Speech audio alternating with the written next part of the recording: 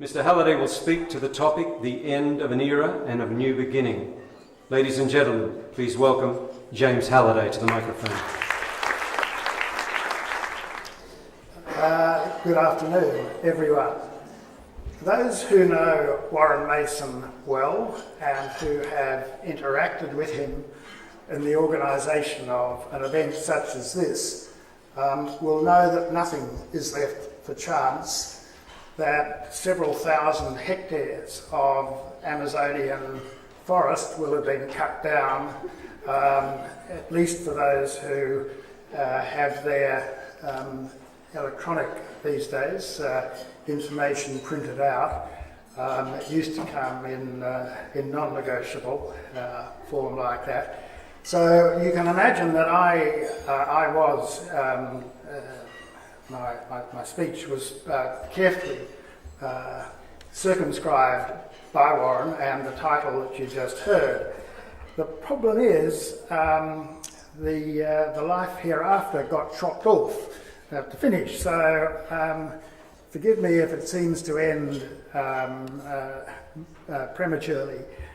And I also had liberty to speak for no more than 15 minutes, but 10 would be better, and something less than 10 would be better still. Now that happened to be an approach which I agreed with. On the other hand, I did have to provide my speech in written form, and I hate doing that. I'd far rather sort of either speak from totally ad lib or from notes, but when Warren says you will do something, you do it. And I guess it's fair to say that there is so much to say and so little time to say it. And you go back to the 20th of March 1982 when Warren organised a 7-course black tie dinner, nothing much has changed there, to honour some of the best Australian small wineries. It was almost a spur-of-the-moment decision, and selection of the wine was, at least by today's standards, ad hoc, with reputation an important ingredient.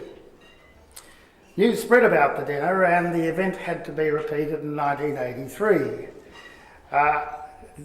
Immediately, samples started to pour in, and formal tastings were organised with leading judges of the day selecting the wines for the dinner.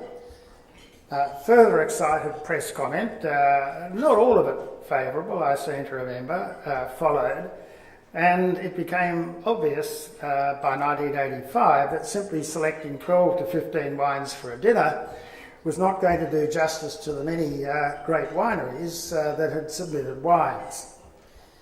Thus, the Australian Small Makers Wine Competition was born. Over the next quarter of a century, is that all? It does seem to me ever so much longer. The competition continued to evolve. If I were to chronicle each of the changes in any detail, my time would be up without any observations about the present and the future far more interesting than the past. I was chairman of the show for what seemed to be a long time, and then passed the parcel to Hugh and Hook, who was there here for a long time, and then Kim Milne. But I must explain, and in a sense this is completely redundant, but I think it's intended for a broader market. The competition has a 3-phase judging process. The first is similar to the conventional Australian wine show system, where the best technically judged wines are separated out. There are a few specialised categories, but most of the finalists are then sorted blind, and I vividly remember doing this, by the judges themselves into style categories according to their palate weight. When I was doing that, there was just a couple of us racing like hairy dogs. Anyone seen a dog, truffle dog, finding or marking truffles? They race at high speed up and down the chestnut trees. They just touch the ground ever so quickly. You've got to be watching them ever so closely to see where they've scratched. Anyway, we were sort of doing the truffle dog thing, organising these wines into these style weight categories. Then now 2 panels of 6 or 7 judges then reassess these finalists now that in brackets of similar palate weight.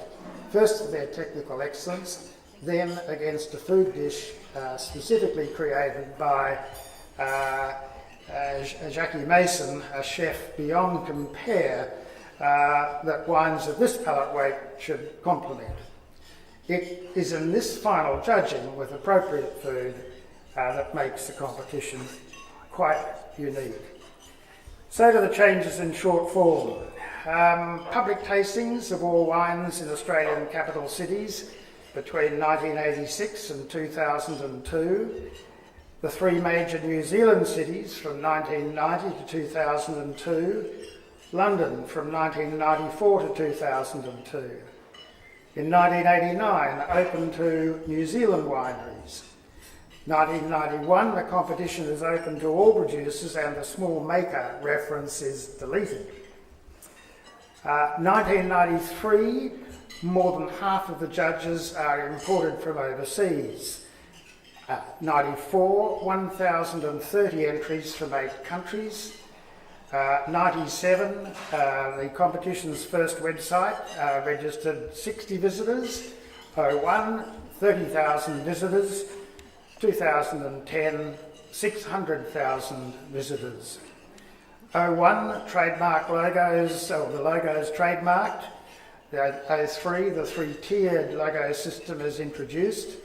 And then in 04, an absolute cap restricting the number of entries to 2,000.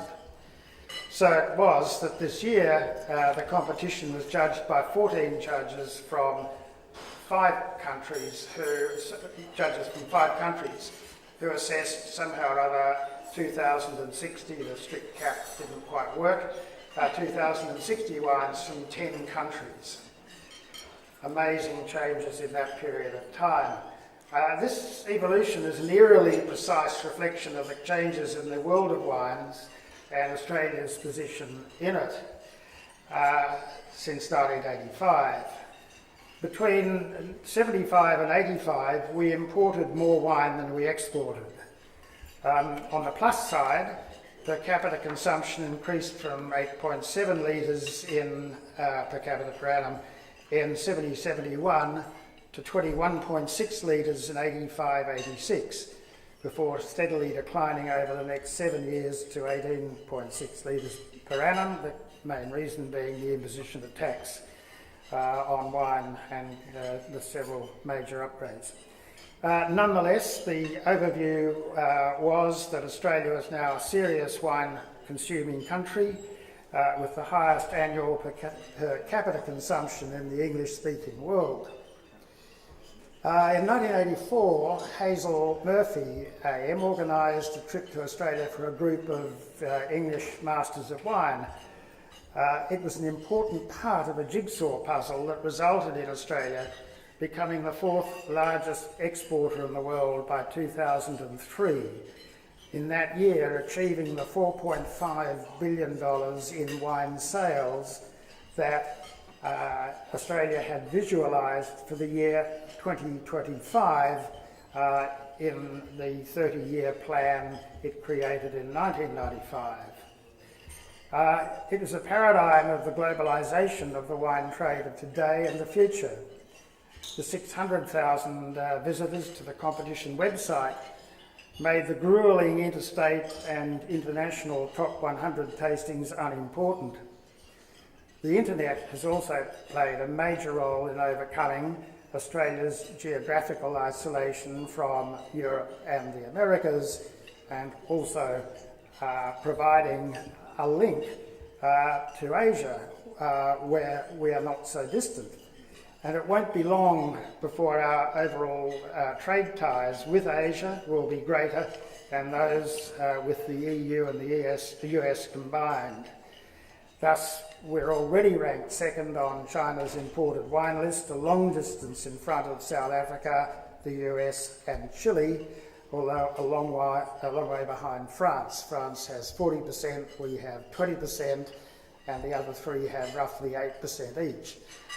And some people are prone to believe that we are just dumping that wine onto the Chinese market in bulk and at below cost. In fact, the value per litre is not dissimilar to that of France. Yes, all countries are selling wine in bulk to China, but some are selling it cheaper than us. Wine is being embraced by all of Asia's countries, from India in the west to Japan in the east, with countless millions of people anxious to learn more about this near mystical drink. The Top 100 is a one-stop shop on the web, and Australia is waiting to welcome those who wish to visit and learn more. A new and exciting era dawns. Whatever they may say to the contrary, Jackie and Warren Mason could have had no idea how one small dinner for 48 people in March 1982 would so dramatically change and indeed dominate their lives for almost 30 years. I hope they look back with pride on their achievements. They deserve to. Thank you.